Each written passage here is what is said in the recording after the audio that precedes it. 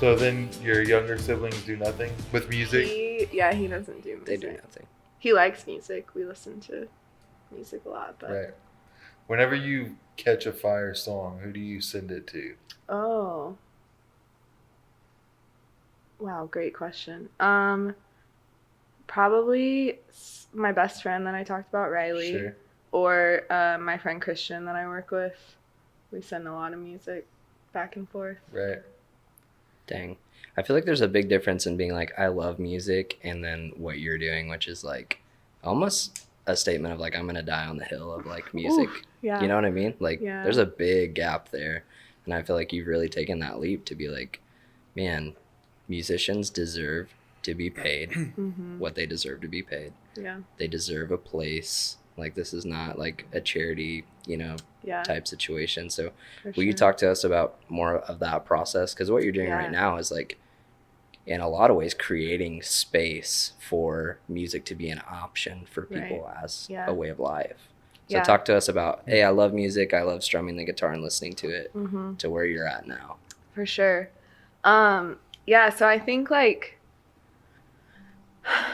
when I got back from North Carolina last year, and I was like, I met with my friend Christian, and he's doing a lot for music in Oklahoma City, and he's a musician himself, and so I met with him, and I was like, hey, what's like the landscape of music in Oklahoma City? What would it look like to do marketing like for music here? And a year ago, I think I told you the other day, it was like, that's not really like an option, and I just remember being like, what in the world? Like, why, how are there, these like hubs of music cities in the world? And if you're not in one of those hubs, or you're not, connected to the right people, you're going to be like a starving artist. And to me, I just started digging into like creative cultures and creative ecosystems, and just kind of figuring out like what would it look like for music to be able to be part of like the creative ecosystem, where people could, at least play gigs as much as anyone works like a full-time job and live and survive on that.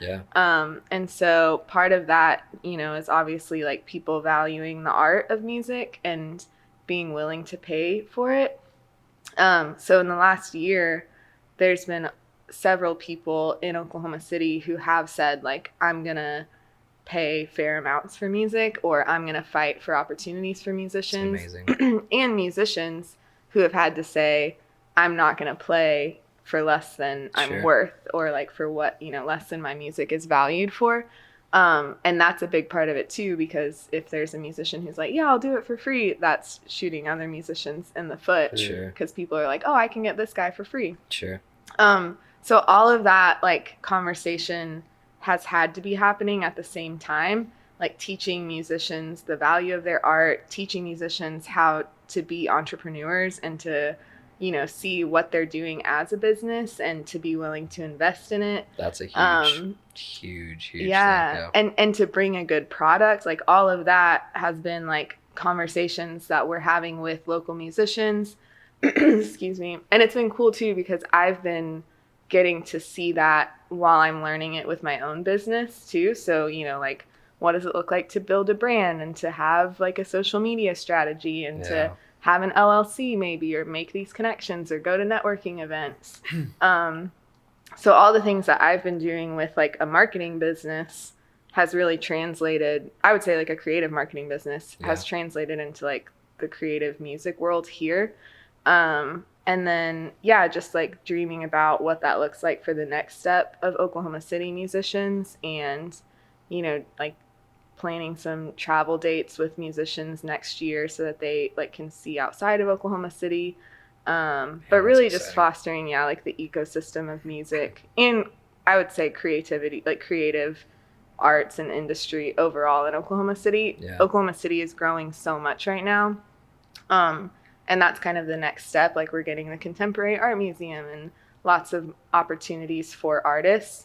And so just teaching them how to steward those opportunities well, it's really fun and exciting. So that's amazing.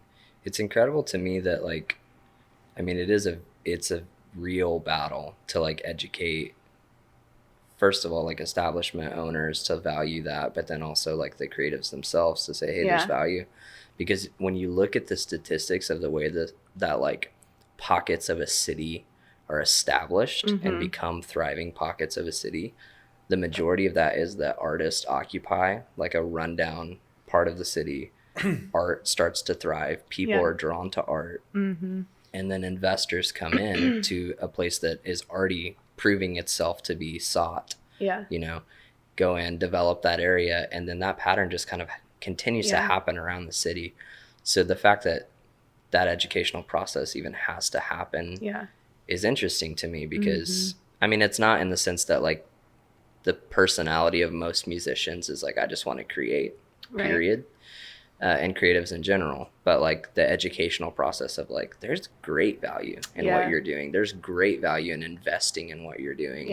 And this is actually how like cities thrive. Like it's literally pioneered through art. For sure. It's crazy. And I think, like the world needs that. Like the world needs creatives who,